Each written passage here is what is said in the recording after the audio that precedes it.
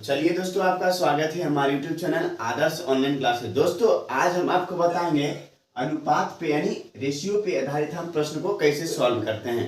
ये पहला प्रश्न दिया गया है, यदि a अनुपात b बराबर 3 अनुपात 4 और b अनुपात c बराबर 8 अनुपात 9 हो तो a अनुपात c बराबर क्या होगा। चलिए हम पहले प्रश्न को सॉल्व करते हैं। प्रश्न में जो जो दिया गया है सिंपली हम उसको लिख लेते हैं। क्या दिया गया है, तो a अनुपात b बराबर 3 अनुपात 4 दिया, इसको सिंपली लिख लेते हैं। तो a अनुपात b बराबर कितना दिया गया है, तो दिया गया 3 अनुपात 4, सिंपली हम यहाँ पे लिख लेते हैं 3 अनुपात 4।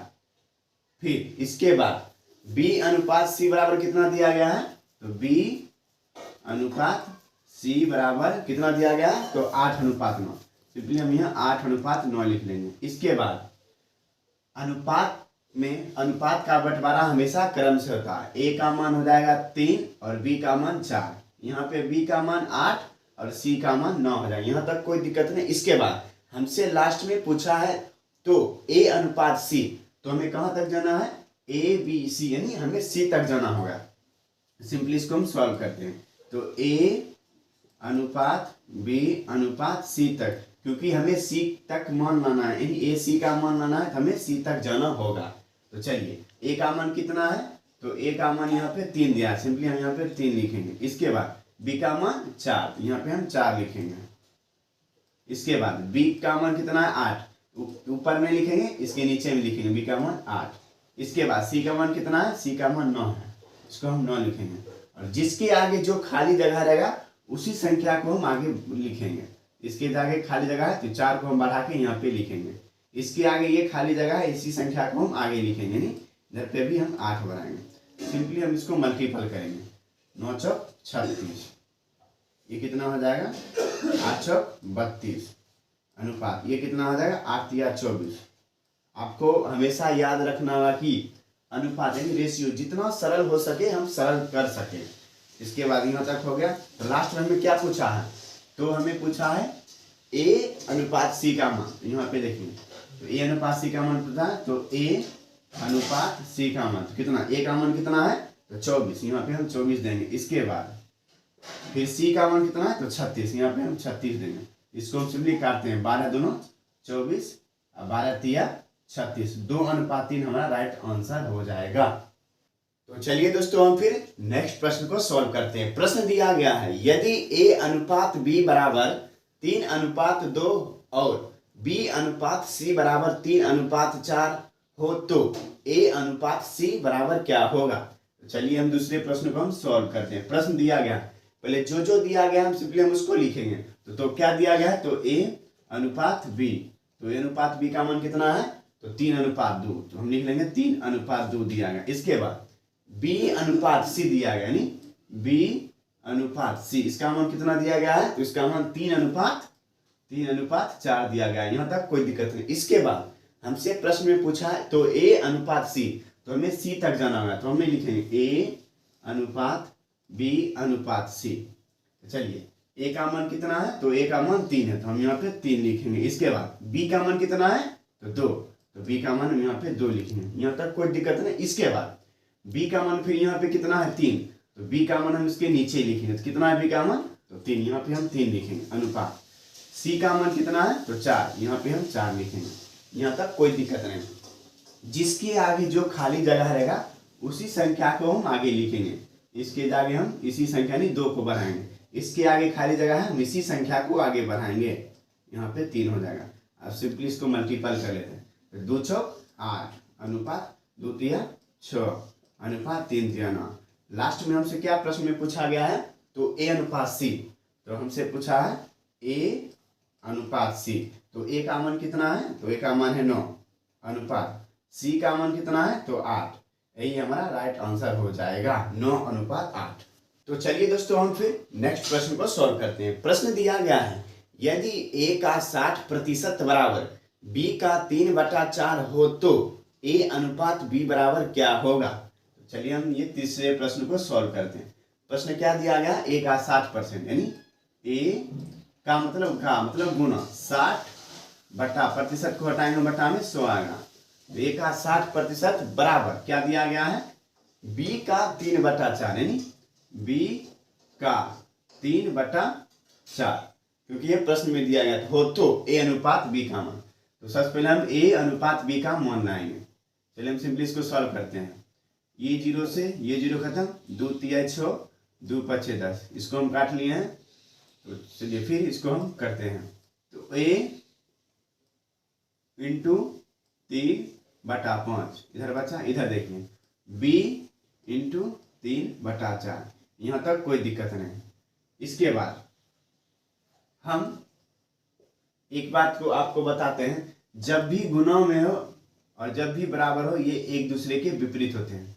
देखिए जैसे a संख्या को हम एक तरफ कर लेंगे और ABCD वाले को एक तरफ कर लेंगे। तो a इधर आएगा, ये गुना वाली संख्या इधर आके बटे में होगा, a/b। इधर से पहले ही 3/4 था और ये इधर जाके पलट जाएगा, यानी 5/3 हो जाएगा। ये 3 से ये 3 खत्म, हमारा a का मान 5, b का मान 4, यानी a/b बराबर कितना आ गया 5/4, यानी बटा का समान अर्थ ही होता है अनुपात। चलिए यहाँ तक कोई दिक्कत नहीं। इसके बाद हमसे प्रश्न क्या पूछा है, तो a अनुपात b का मान। तो a अनुपात b का मान, तो a का मान 5 और b का मान, इसको और ऐसे करके भी लिख सकते हैं a अनुपात b।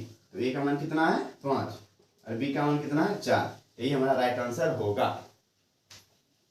तो चलिए दोस्तों हम फिर नेक्स्ट प्रश्न को सॉल्व करते हैं। प्रश्न दिया गया है, यदि a बराबर b का 4/5 तथा c का 5/2 हो तो a अनुपात c बराबर क्या होगा। चलिए सिंपली हम इसको सॉल्व करते हैं। प्रश्न क्या दिया गया है, यदि a बराबर क्या दिया गया है b का 4/5, यानी b का 4/5, क्योंकि यह प्रश्न में दिया गया है।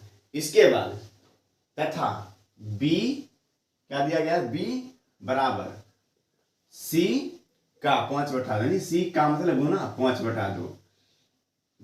तो a c का मान हमसे पूछा। सबसे पहले हम ए बी और बी सी का मान लाएंगे, इसको हम सरल करेंगे ताकि हम ये प्रश्न को आसान से सॉल्व करेंगे।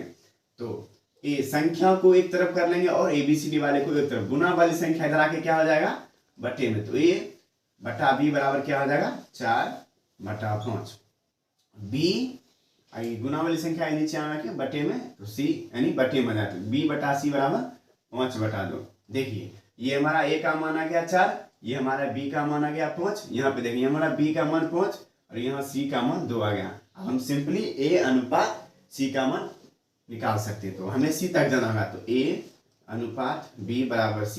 तो a का मान कितना है, तो 4, कोई दिक्कत नहीं। b का मान कितना है, तो 5, यहाँ पे हम 5 लिखेंगे। इसके बाद यहाँ पे b का मान कितना है, तो 5, b का मान हम 5 देंगे। c का मान कितना है, तो 2, हम 2 देंगे। जिसके आगे जो खाली जगह रहेगा उसी संख्या को हम आगे बढ़ाएंगे। इसके आगे ये खाली जगह हम इसी संख्या नहीं 5 को हम आगे बढ़ाएंगे, इसके आगे खाली जगह हम इसी संख्या को आगे ढकेल के बढ़ा देंगे, नहीं 5 लिख देंगे। इसको सिंपली मल्टीपल करेंगे, 5 दूना 10, 5 25, 4 5 20, यानी 4/25/10। ये हमारा आंसर नहीं है। हमसे प्रश्न में क्या पूछा है, तो a अनुपात c पूछा, तो हमें a अनुपात c पूछा है। तो a का मान कितना है, तो 20, हम 20 लिखेंगे। फिर c का मान कितना है, तो 10, हम 10 लिखेंगे। ये 0 से ये 0 खत्म, तो हमारा राइट आंसर 2/1 होगा, यानी a अनुपात c का मान हमारा 2/1 होगा, यही राइट आंसर होगा। चलिए दोस्तों हम फिर नेक्स्ट प्रश्न को सॉल्व करते हैं। प्रश्न दिया गया है, यदि x अनुपात y बराबर 12/5 तथा z अनुपात y बराबर 21/16 हो तो x अनुपात z का मान क्या होगा। चलिए हम सिंपली इसको सॉल्व करते हैं। तो क्या दिया गया प्रश्न पहले, तो वो हम लिख रहे हैं, x अनुपात y का मान कितना दिया गया है, तो x अनुपात y का मान तो 12/5 दिया गया। इसके बाद z अनुपात y का मान कितना है, तो उसको दिया गया है, यानी 21/16। यहाँ तक कोई दिक्कत नहीं। हमसे प्रश्न में पूछा है, तो x अनुपात z का मान, यानी हमें x y z यानी x यानी z तक जाना है, तो इसको हम x अनुपात y अनुपात z लिखेंगे। तो चलिए जिसका जो मान है उसको पुटअप करेंगे।